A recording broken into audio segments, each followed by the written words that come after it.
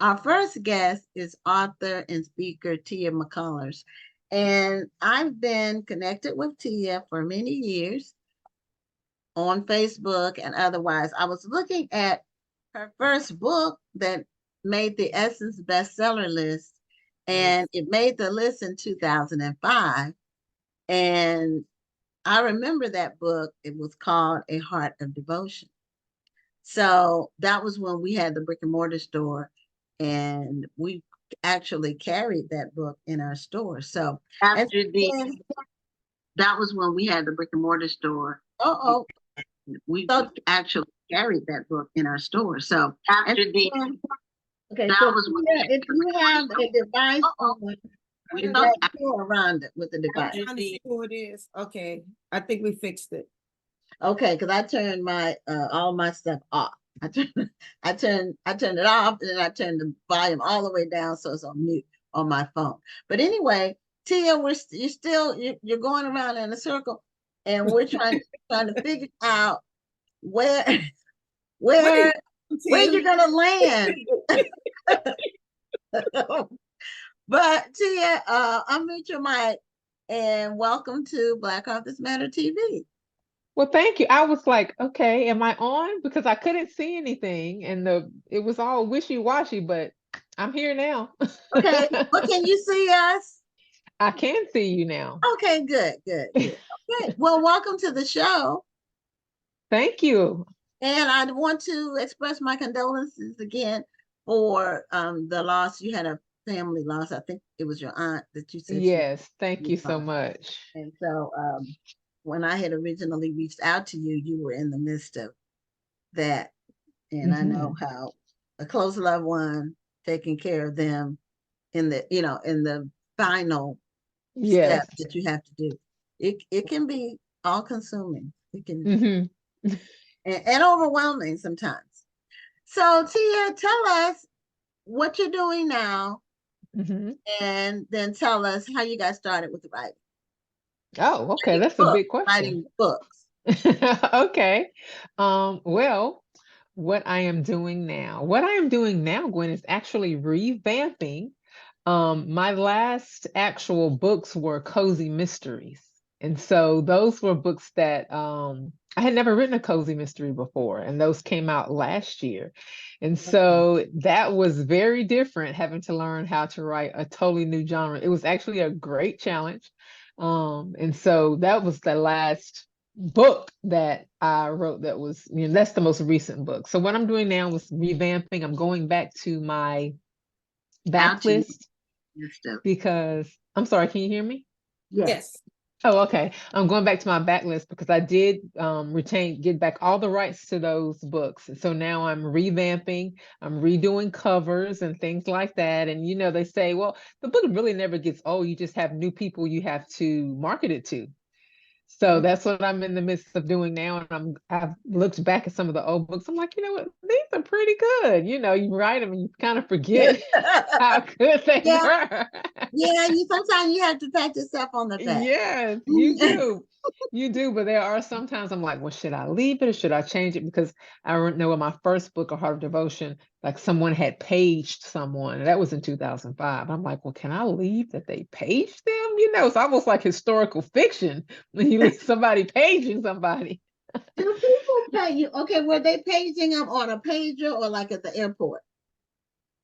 No, it was on a they pager. Were paging a them beeper. On a personal page. They had the beeper. Yeah, that was back in the day, and that was really in the 90s more. So yeah, that's one of the things that I'm doing because I am going to be re-releasing my first book, and in the first book, cell phones were still a pretty new concept. We didn't really have them. I think my characters may have had beepers. I'm taking all of that stuff. Right. Exactly. I remember when I actually had a beeper, and I got a beep, and I wound up having to pull over and go find a payphone so I can call and see what they wanted. Yeah, that's what people do now. And I mean back then. And so I was watching something recently where the guy had to use a payphone, and I'm like, that's Do they still even exist? I Right. If they do exist, I'm not going in the booth. I tell you that much. I, I was just in London, and even those booths, those phone booths, right. there's no phone in them. They're just there so people can take pictures with them. Right. Right. Yeah, and I was watching something too where the person didn't have, I know what I was watching. I was watching an old video footage of me on CNN FN. I had some old footage on some VHS tapes that I needed to get off, and I took them to this place where I took them and they put them on a thumb drive. And one of them was me on CNN FN, which used to be a network, their financial network, when Kush City first started. Mm. And he was talking about the digital divide and how everybody didn't have access to the internet.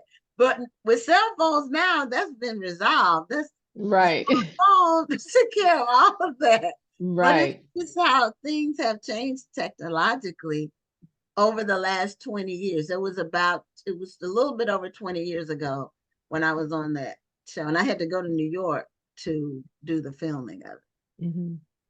Yes. Well, I didn't answer the other part of It your question is how I got involved in started with writing. books. Mhm. Yes. Well, actually, I was a journalism major in college. I have a degree in journalism and mass communication. So I have always loved books, and I've actually always loved writing. I remember in high school in particular, I would always enter the writing contests, and I would always win because no one else wanted to do that. I remember I wrote an essay for, do you remember DARE, like the drug program? Yeah. Mhm. DARE, and I think I won like $250. But every time something came up in our high school, I would write it. I'm like, you know what? I'm not too bad at this. So I was a journalism major, and I came out and I worked in public relations for quite a while.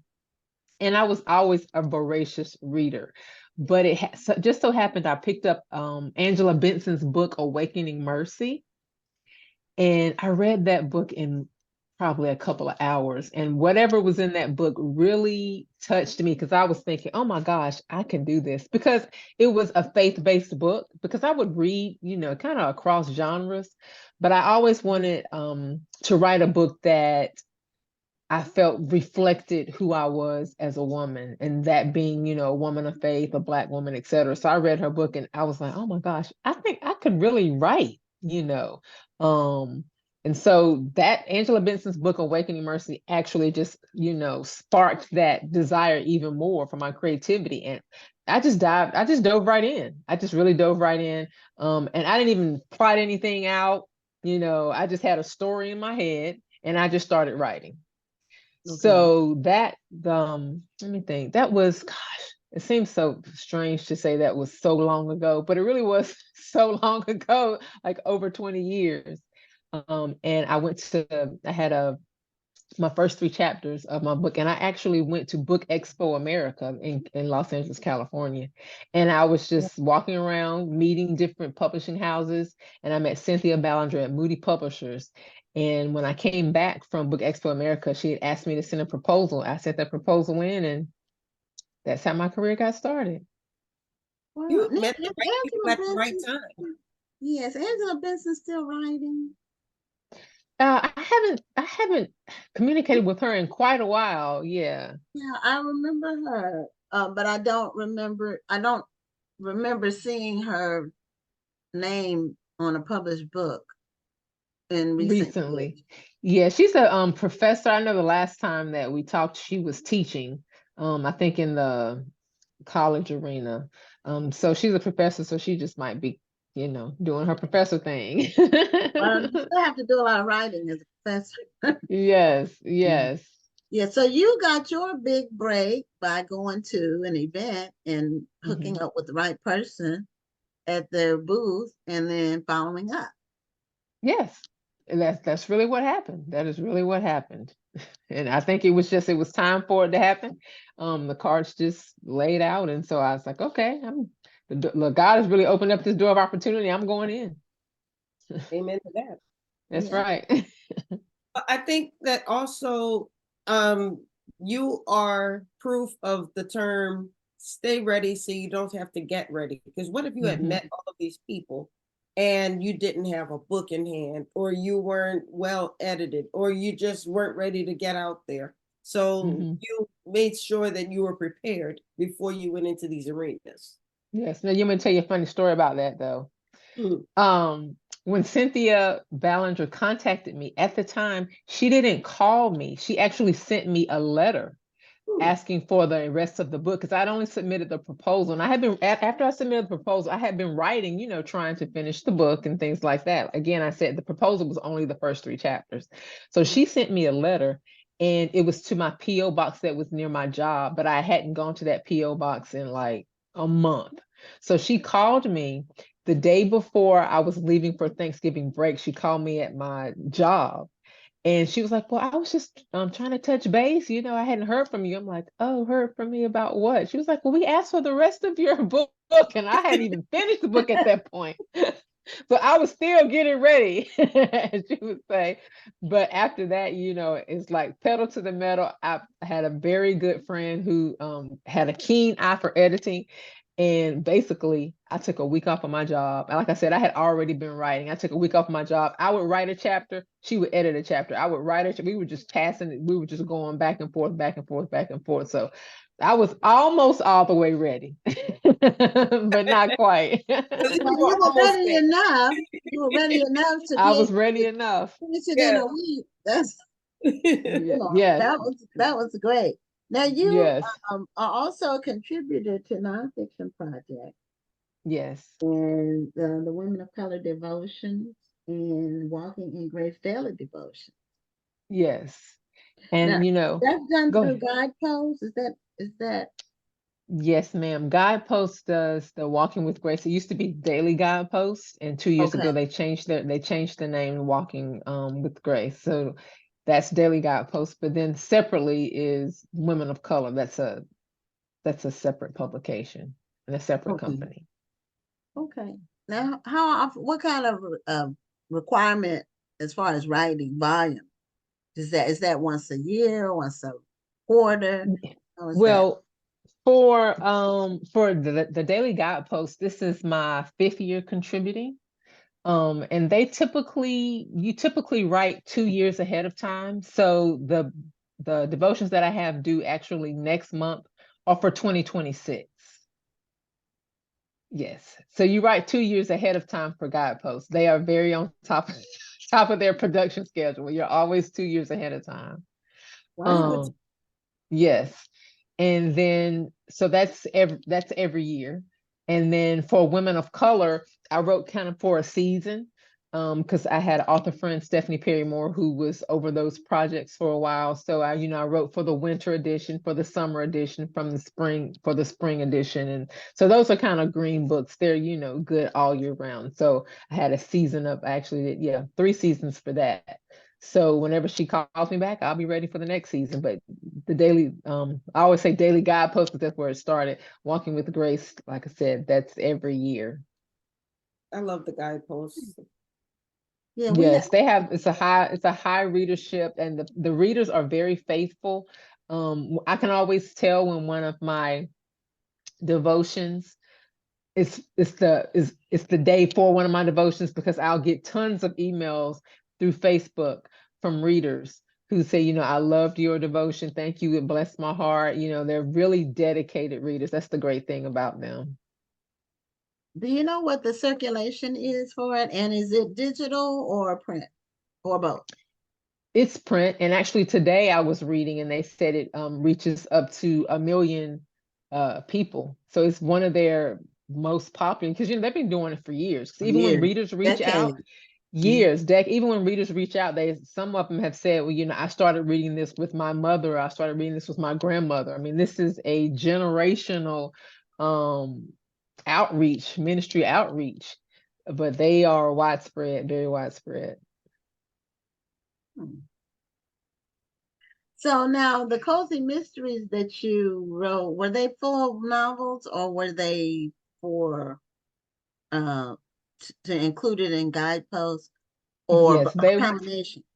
Yeah, I was They were really full interested in it on. as well. Because I'm wondering, I guess what's the biggest difference between a cozy mystery and a regular mystery? Well, with cozy mystery, there's no blood. You know, we had somebody on the show. It might have been a year ago now, where Yeah, that I cozy remember they mystery mentioned that. topic came up. It might have been Vanessa Riley, or because I think she does some cozy mysteries. But somebody said that there's a dog or a pet in.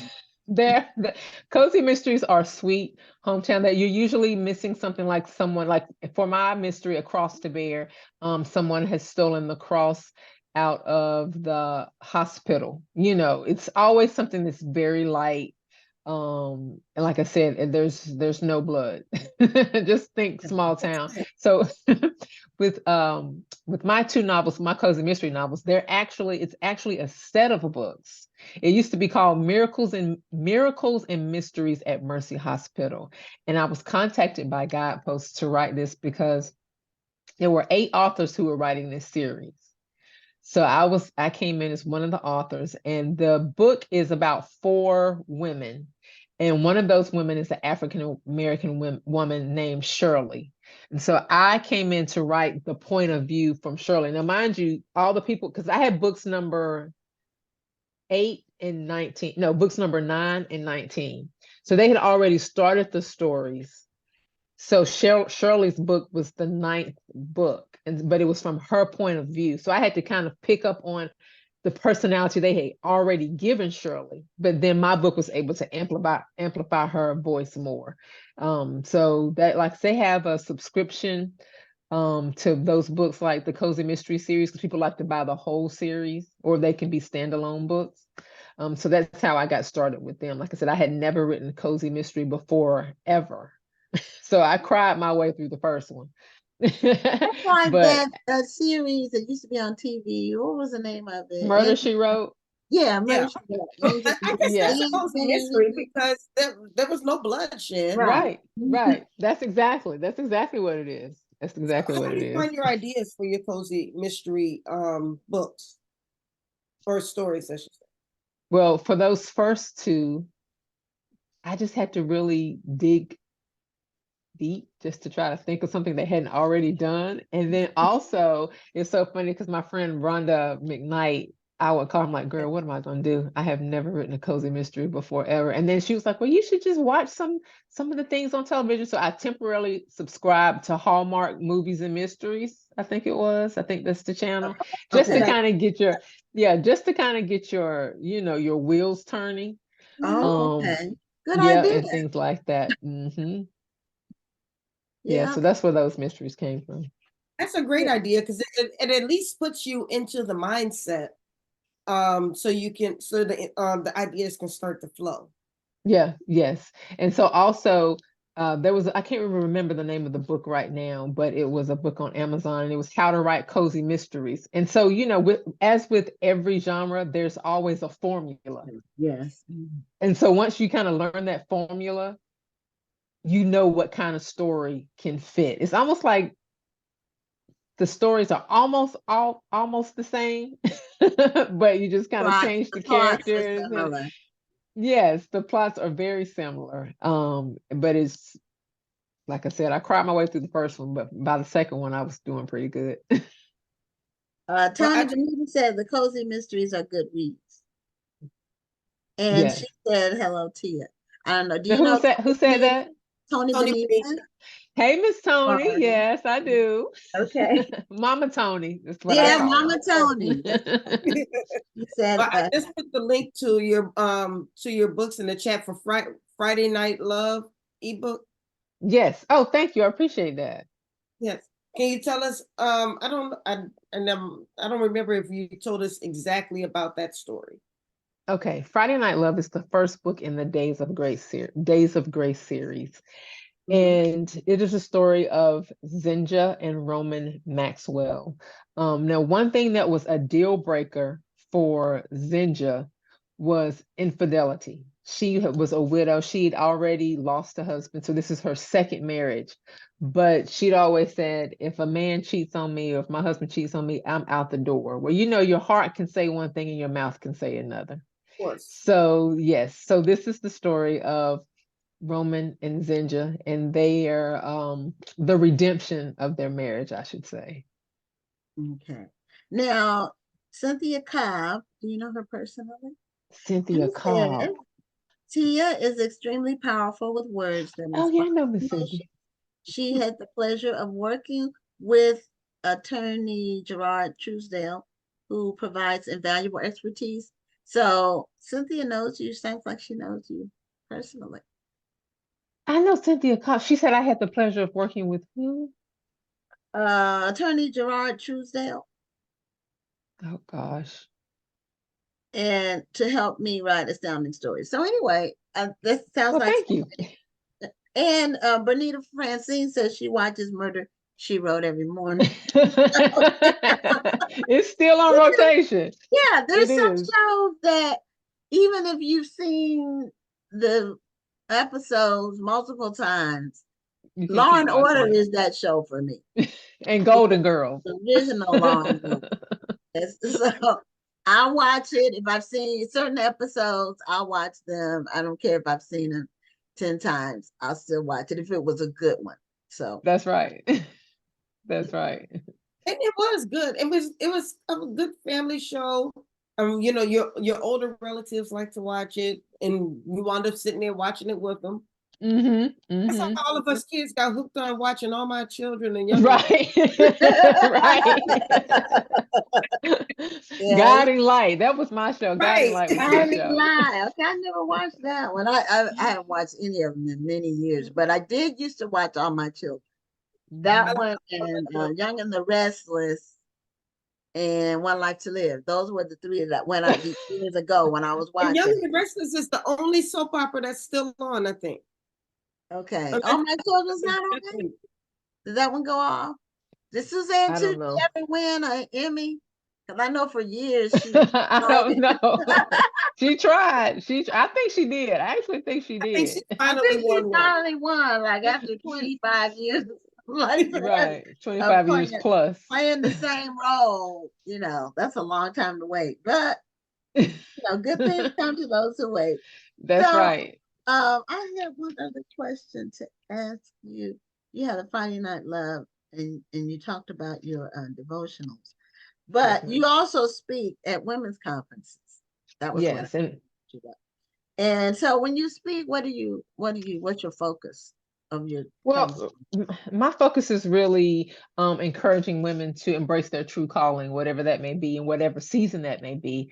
And also, I'm in this season now where I had to renew my own hope because my life had become so ordinary. And I know that sounds very strange, but it had become so ordinary. Like, you get caught up in just the rut of doing the same thing every day.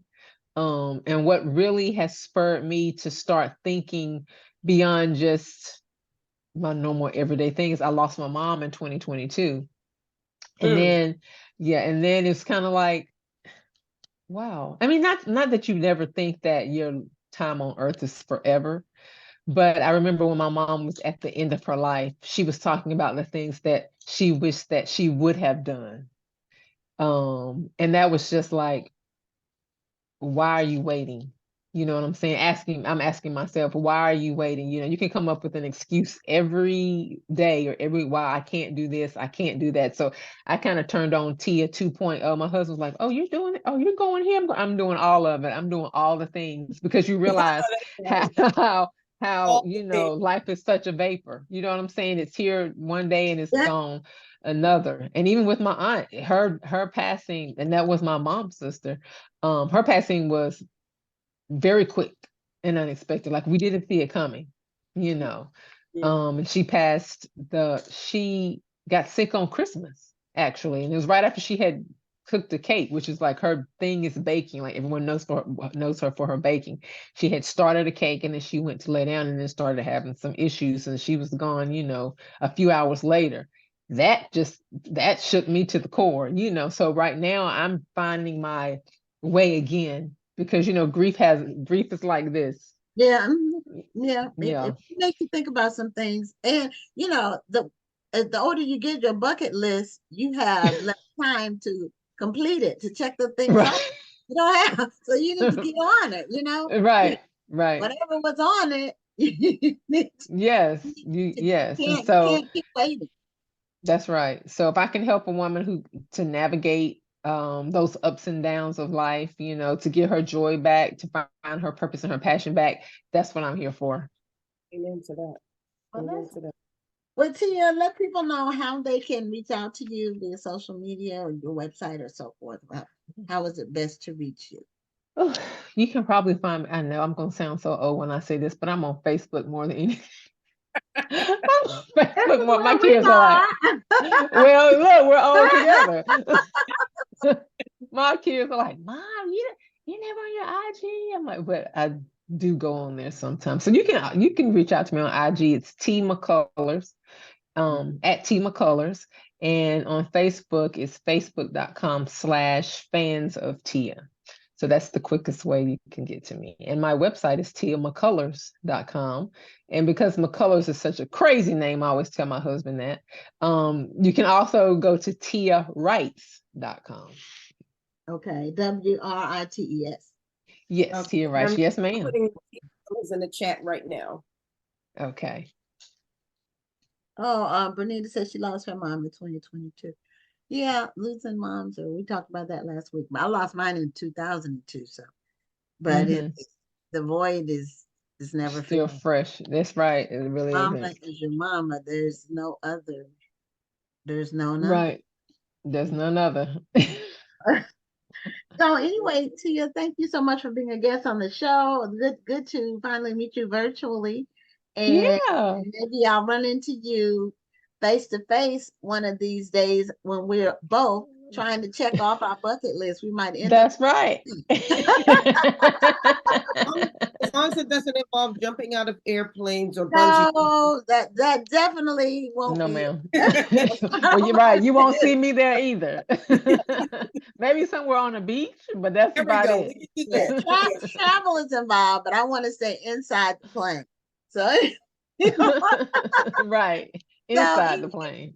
yeah, take care and good luck and much success. Continued success of what you're doing. All right. Thank you, ladies. I appreciate it. Have a Okay. good Thank you. night. Great one. God bless you. God bless.